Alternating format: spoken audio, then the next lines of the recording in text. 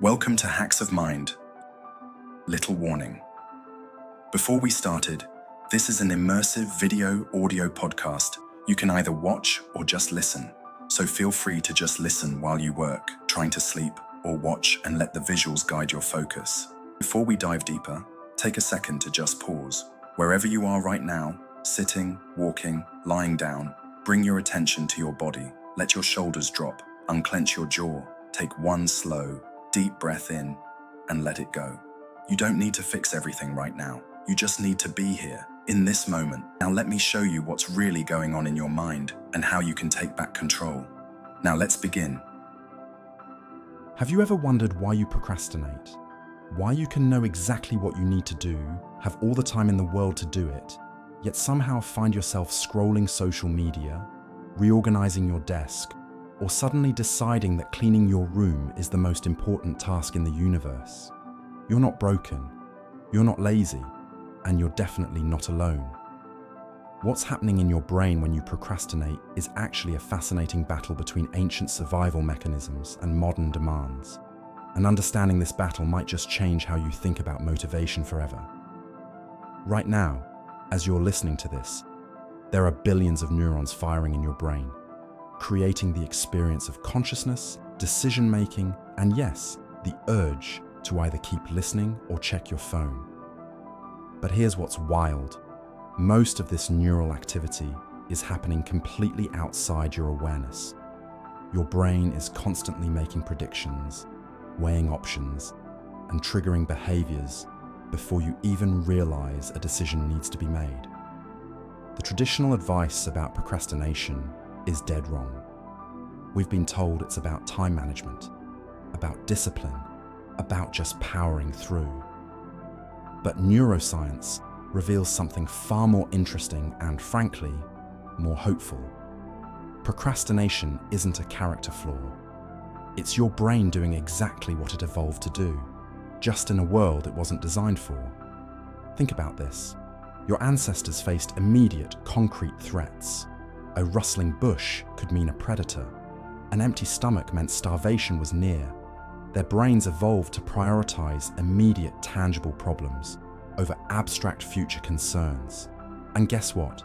You inherited that same brain. When you're trying to work on a project due next week, your ancient brain doesn't see the deadline as a real threat.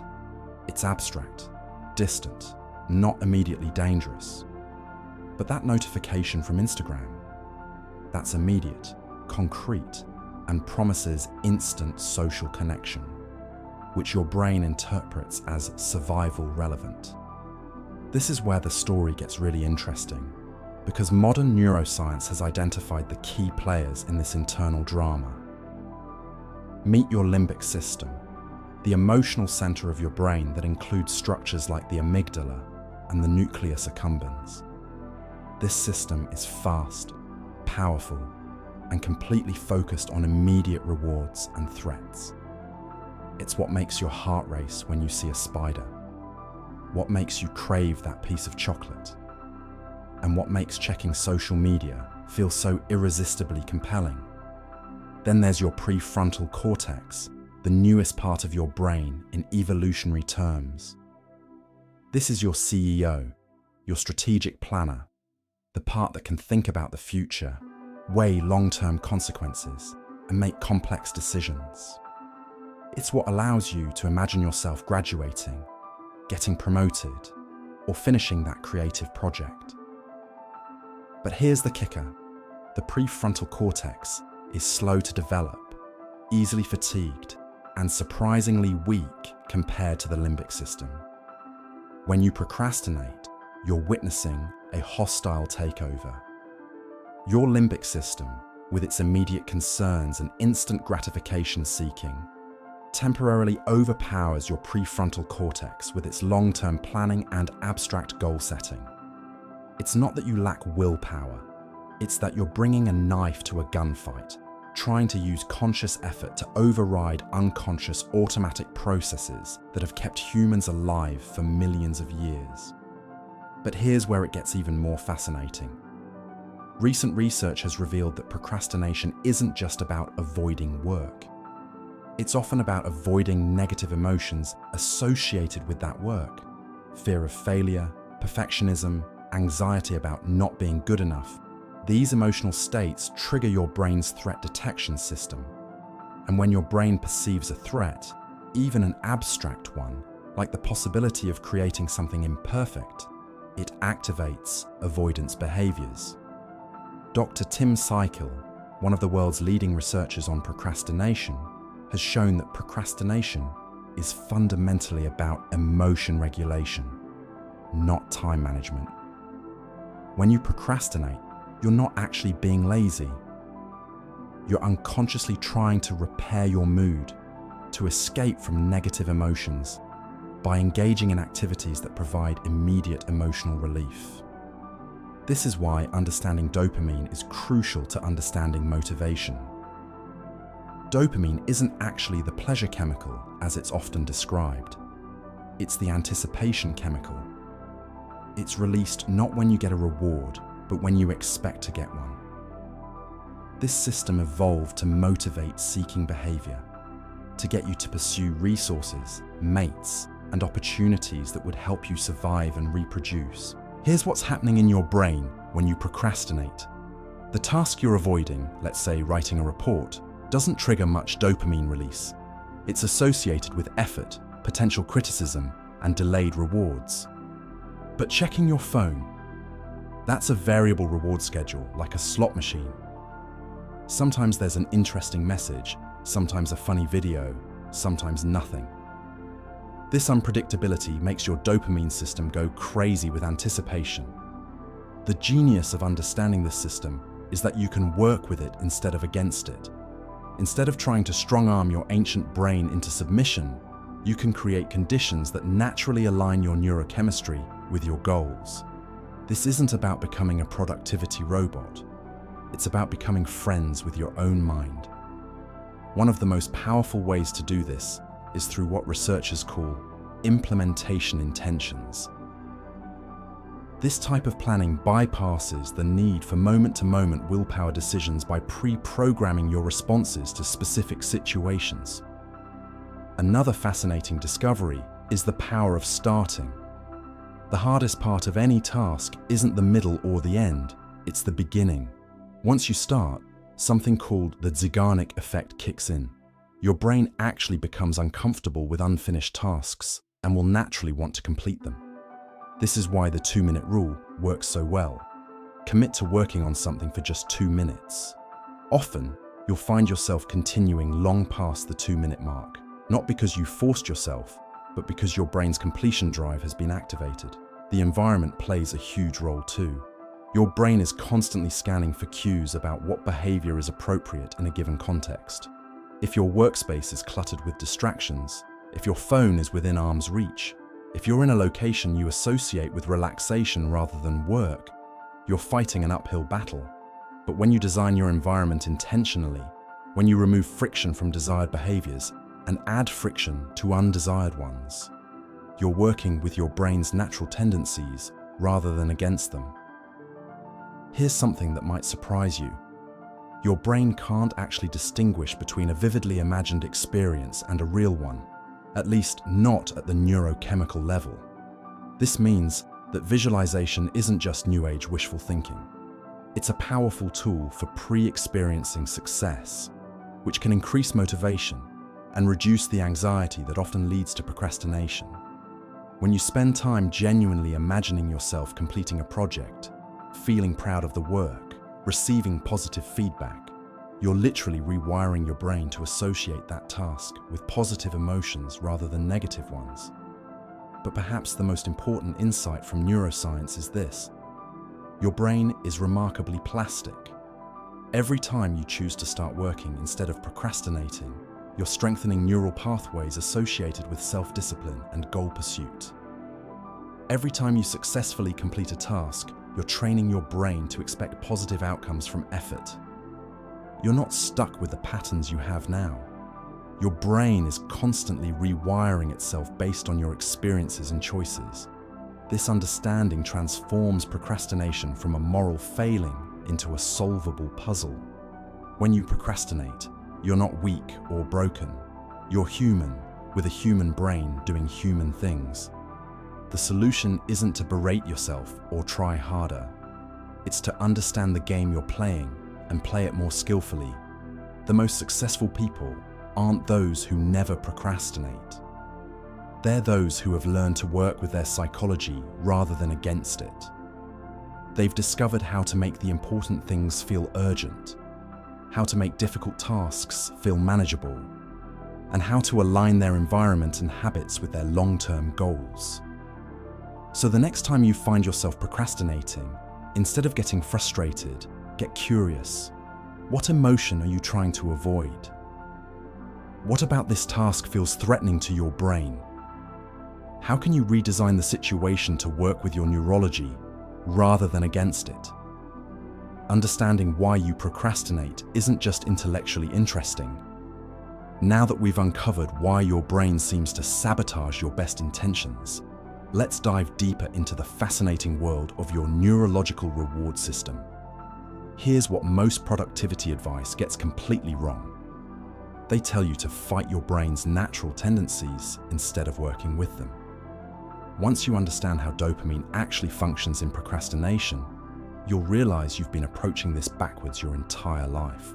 You see, there's a common myth that dopamine is simply your pleasure chemical, released when you feel good. Neuroscience reveals something far more intriguing. Dopamine isn't about pleasure at all.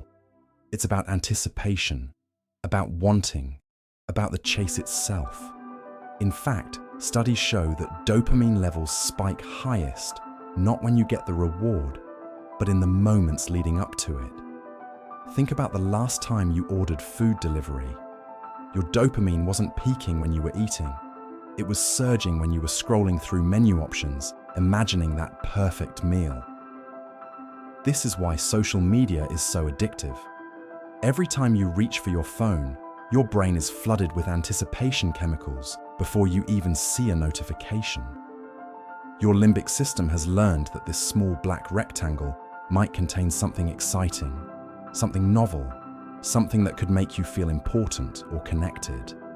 The actual scrolling? Often disappointing, but that moment of anticipation, pure neurological gold. And here's where procrastination becomes a dopamine trap. When faced with a challenging task like writing a report or exercising, your brain quickly calculates the dopamine potential. Writing equals delayed gratification, uncertain outcomes, potential failure. Checking Instagram equals immediate stimulation, novelty, social connection. Your dopamine system votes Instagram every single time. But this reveals something profound about human motivation. We're not actually lazy. We're dopamine-seeking missiles, perfectly designed for survival in a world that no longer exists. Our ancestors needed to be motivated by immediate rewards because immediate often meant survival. The berry bush in front of you was more important than the theoretical berry bush you might find tomorrow. In our modern world, the most important things require us to delay gratification, work toward abstract future goals, and invest in outcomes we can't immediately see or touch. This mismatch explains why you can spend 3 hours researching the perfect productivity app, but can't spend 30 minutes actually being productive. Your brain experiences the research as progress, flooding you with dopamine. The actual work feels harder because the reward is distant and uncertain. Now, here's where most people make a crucial mistake. They try to eliminate distractions entirely, creating what researchers call a dopamine desert. They'll delete social media, block websites, and create sterile work environments. But this approach often backfires because your brain, starved of stimulation, becomes even more sensitive to distractions. It's like trying to diet by removing all food from your house. Eventually, you'll find yourself driving to the store at midnight for ice cream. Instead, successful people understand something counterintuitive. You need to strategically satisfy your dopamine system while redirecting it toward productive behaviors. This is called dopamine hijacking, and it's based on a simple principle. Since your brain is already wired to seek novelty and stimulation, the key is making your important tasks more novel and stimulating than your distracting ones. Let me show you how this works in practice. Instead of trying to focus for 3 straight hours, which your brain interprets as dopamine starvation, you create what neuroscientists call variable ratio reinforcement. This is the same principle that makes gambling addictive, but we're going to use it for good. You work for 25 minutes, then give yourself a small, unpredictable reward. Maybe it's a favorite song, a brief walk outside, or checking one message. The key is that the reward is small, time-limited, and varies each time. Your brain starts to associate work periods with the anticipation of these micro-rewards. Soon, the work itself becomes part of the dopamine cycle. You're not fighting your neurochemistry anymore. You're leveraging it. But there's another layer to this that most people miss entirely. Your environment is constantly programming your brain's expectations without you realizing it. Neuroscientists call this context-dependent learning, and it explains why you can feel motivated at a coffee shop but sluggish at your desk, why you can focus in a library but get distracted at home. Every environment sends signals to your limbic system about what behaviors are appropriate. Your couch signals relaxation, your bed signals sleep, your kitchen signals eating. Most people try to use the same space for everything, then wonder why their brain feels confused about what it's supposed to be doing. The solution isn't necessarily getting a bigger house or a perfect office. It's about creating what environmental psychologists call behavioral priming. You're essentially training your environment to trigger productive states automatically. This can be as simple as designating one specific chair for focused work, playing the same background music during deep tasks, or even wearing certain clothes when you need to concentrate. One study found that people who changed into work clothes, even while working from home, were significantly more productive than those who stayed in casual wear.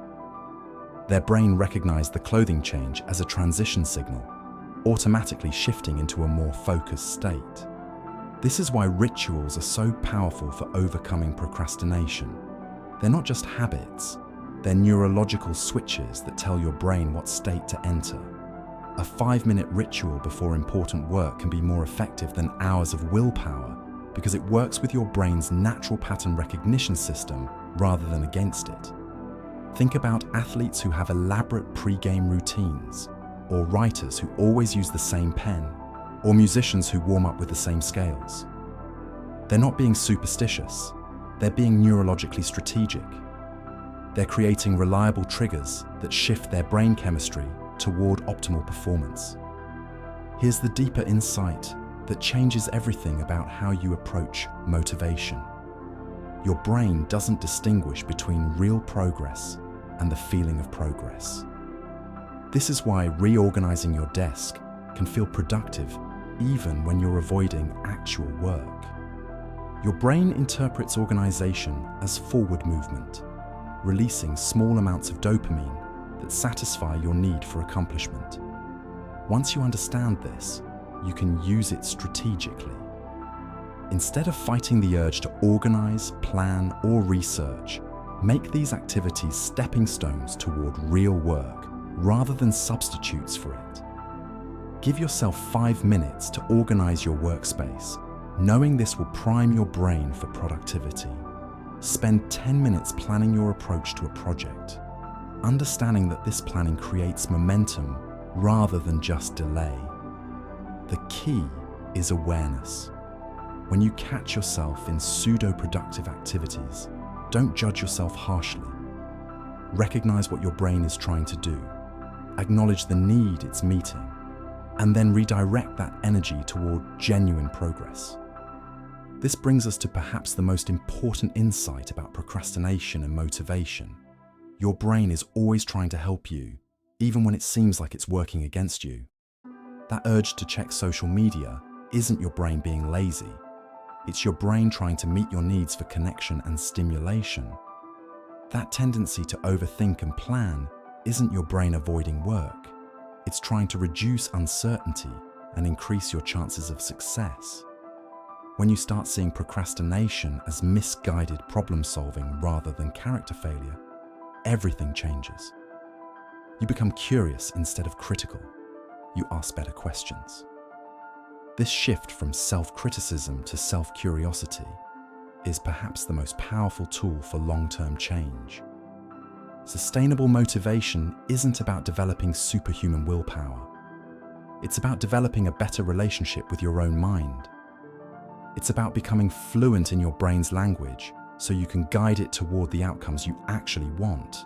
And this understanding opens the door to techniques that feel almost effortless because they align with how your brain naturally works rather than fighting against it. Based on your progress so far exploring procrastination's neurological foundations, you're ready to dive deeper into the mechanisms that govern motivation itself, examining how our brains construct the very experience of wanting something. The mystery of motivation runs deeper than dopamine spikes and reward circuits. It touches the fundamental question of consciousness itself. How does a collection of neurons generate the subjective experience of wanting something? This isn't just about brain chemistry anymore. This is about the emergence of desire from matter. Recent neuroscience research has revealed something startling about motivation that challenges everything we thought we knew. The feeling of wanting something doesn't originate from a single brain region or neurotransmitter. This matrix includes not just the dopamine pathways we've discussed, but also the anterior cingulate cortex, which monitors conflicts between different goals, the orbitofrontal cortex, which assigns value to potential outcomes, and the insula, which integrates bodily sensations with emotional states. Together, these regions create the rich, multifaceted experience we call motivation. But here's where it gets truly fascinating. This motivational matrix doesn't just respond to external rewards. It's constantly generating predictions about what will make us feel good, often based on incomplete or outdated information. Your brain is essentially running a predictive model of future satisfaction, and this model is frequently wrong. Think about the last time you anticipated something you thought would make you happy. Maybe it was buying something you'd wanted for months, or finally achieving a goal you'd worked toward. How did the actual experience compare to your anticipation? Research consistently shows that we're remarkably poor at predicting what will satisfy us and for how long. This is because the brain's predictive system evolved in an environment vastly different from the one we inhabit today. Our ancestors needed to be motivated by immediate, concrete rewards: food, shelter, safety, social connection.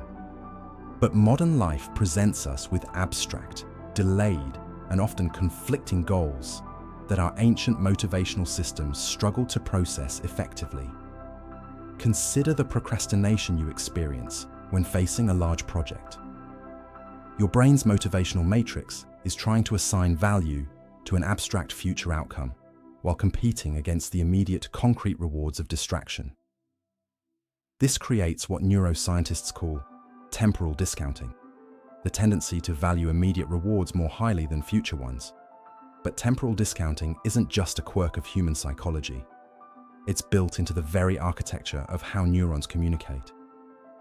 When dopamine neurons fire, they create the strongest signal for immediate rewards, with the strength of the signal diminishing exponentially as rewards become more distant in time. Understanding this allows us to work with our brain's natural tendencies rather than against them. Instead of trying to make distant goals feel as motivating as immediate rewards, we can restructure our environment and habits to create immediate feedback loops that support long-term objectives. One powerful technique is what researchers call temptation bundling, pairing activities you need to do with activities you want to do. This isn't just about making tasks more pleasant. It's about hijacking your brain's motivational matrix by creating immediate rewards that are neurologically linked to productive behaviors. But there's an even deeper level to consider. The experience of motivation itself, that feeling of wanting something, appears to be constructed by the brain rather than simply detected by it. Neuroscientist Lisa Feldman Barrett's research on constructed emotion suggests that what we experience as motivation is actually our brain's interpretation of various physiological signals. influenced by our past experiences, current context, and cultural learning. This means that motivation isn't something that happens to you. It's something your brain actively creates based on how it interprets internal and external cues. This realization opens up entirely new possibilities for influencing your motivational states. Consider how professional athletes or performers prepare mentally before competition. They're not just psyching themselves up, they're deliberately constructing the neurological conditions that will generate peak motivational states. Through visualization, controlled breathing, and specific mental rehearsals, they're essentially programming their motivational matrix to fire in optimal patterns. You can apply similar principles to everyday challenges. When facing a task you've been avoiding, instead of waiting for motivation to strike, you can actively construct it by manipulating the conditions that your brain uses to generate motivational feelings. This might involve changing your physical environment, adjusting your breathing patterns, or using specific visualization techniques. The key insight is that motivation isn't a resource that gets depleted or a force that acts upon you from outside. It's a dynamic process that your brain is constantly generating based on available information. By understanding how this process works, you can learn to influence it deliberately and consistently. This perspective fundamentally changes how we approach procrastination and productivity. Instead of seeing lack of motivation as a personal failing or character flaw, we can recognize it as a natural result of how our brains process information about potential rewards and costs. The solution isn't to force yourself to feel motivated. It's to structure your environment and mental processes in ways that naturally generate the motivational states you need. As we move forward, remember that every moment of procrastination is actually your brain doing exactly what it evolved to do, seeking immediate rewards and avoiding immediate costs. Now that we've established how your brain constructs motivation through neurochemical pathways and environmental cues, we need to address the elephant in the room. Why do some people seem naturally driven while others struggle just to get started? The answer lies not in willpower or character, but in understanding how to work with your brain's existing architecture rather than against it. Your brain didn't evolve to handle the modern world's demands. The same neural circuits that once motivated our ancestors to hunt for food or seek shelter now get hijacked by infinite scrolls and Netflix autoplay. But here's what's fascinating. Once you understand these hijacking mechanisms, you can reverse engineer them to serve your actual goals. These loops work by creating a cascade of neurochemical rewards that make future action feel inevitable rather than effortful. Let me show you how this works in practice. When you're procrastinating, your brain is essentially telling you that the immediate cost of starting feels higher than the immediate benefit. This happens because your prefrontal cortex, responsible for long-term planning, is constantly battling your limbic system's demand for instant gratification. Every action has 4 components: expectancy, value, impulsiveness, and delay. Your brain constantly calculates whether to act based on how likely you think you are to succeed, how much you value the outcome, how impulsive you're feeling, and how long you'll have to wait for the reward. The breakthrough comes when you realize you can manipulate each of these variables. Instead of trying to increase willpower, which is like trying to strengthen a muscle that's already exhausted, you can decrease the psychological friction around starting. Choice architecture means designing your environment so that the right decisions become automatic. When you remove the need to make conscious choices about whether to work out, what to eat, or when to start that important project, you free up mental energy for the actual work. Your brain stops treating these activities as decisions to be made and starts treating them as natural responses to environmental cues.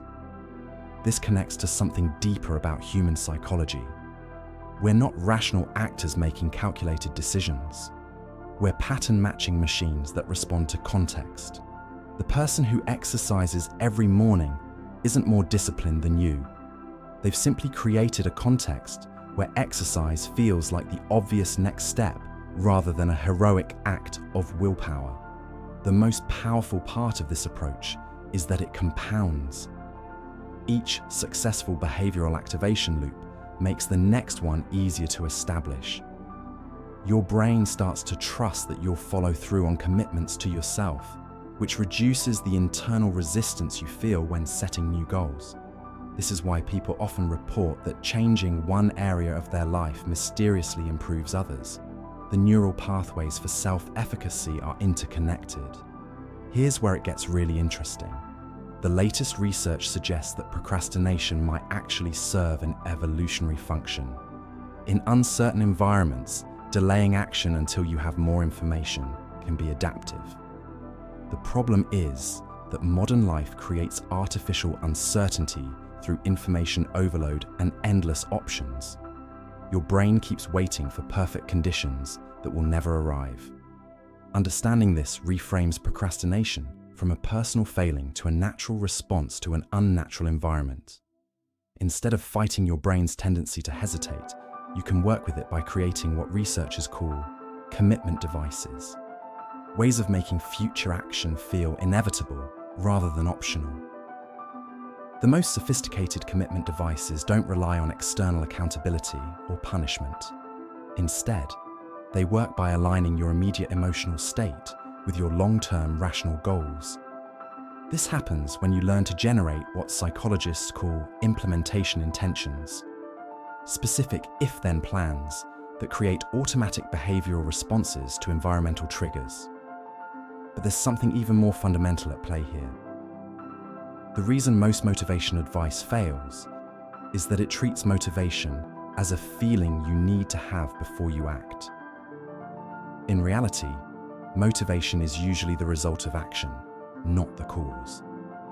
The neural pathways that create feelings of drive and purpose are strengthened by consistent engagement, not by waiting for inspiration to strike. This is why the most reliable path to sustained motivation isn't to find your passion, but to create momentum through small, consistent actions that gradually build into larger patterns. Your brain literally rewires itself based on what you repeatedly do, creating neural highways that make certain behaviors feel increasingly natural and effortless. The ultimate insight is that procrastination and motivation are two sides of the same coin. They're both ways your brain tries to optimize for what it perceives as your best interests. The difference is whether that optimization is based on short-term comfort or long-term satisfaction. Now, we reach the final and most critical understanding. Procrastination isn't a personal failing to be conquered through willpower alone. It's a natural consequence of how your brain evolved to survive in a world very different from the one you inhabit today. Your ancient brain prioritizes immediate threats and rewards because that's what kept your ancestors alive. The modern world, however, demands that you consistently choose long-term benefits over short-term comfort, creating an internal conflict that manifests as procrastination. This understanding transforms everything.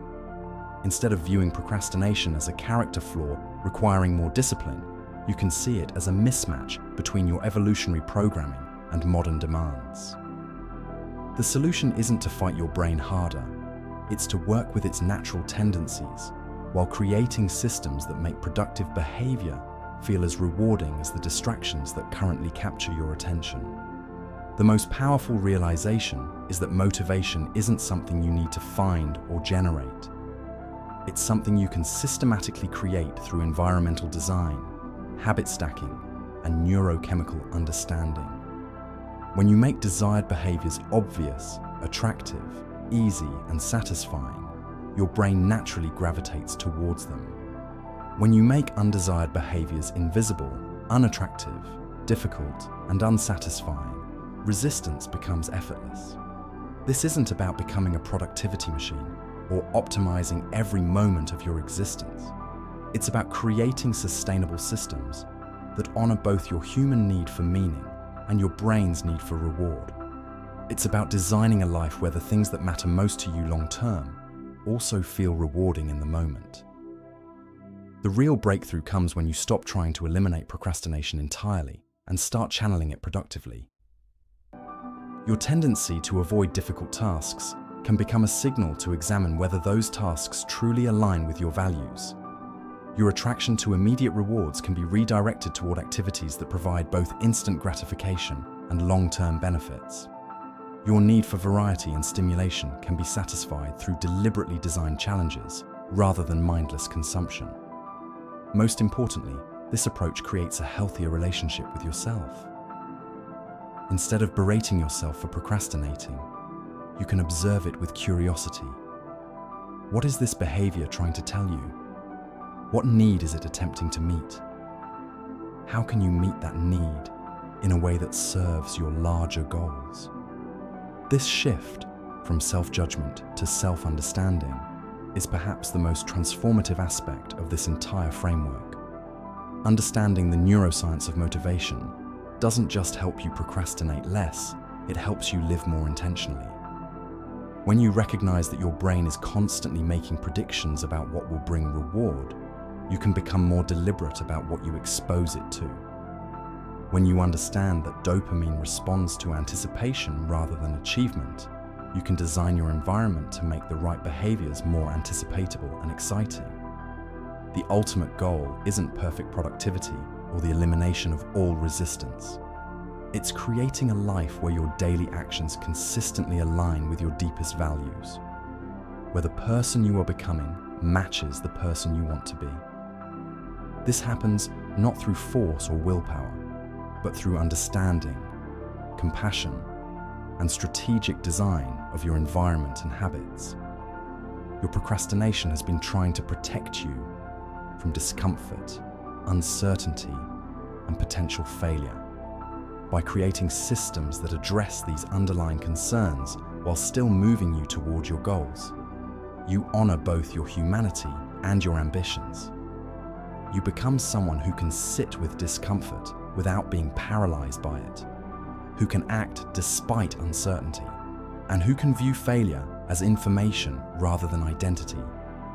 This is the true power of understanding procrastination at a neurological level. It's not just about getting more done, it's about becoming more fully yourself, living with greater intention, and creating a sustainable relationship with your own mind that supports both your immediate well-being and your long-term flourishing.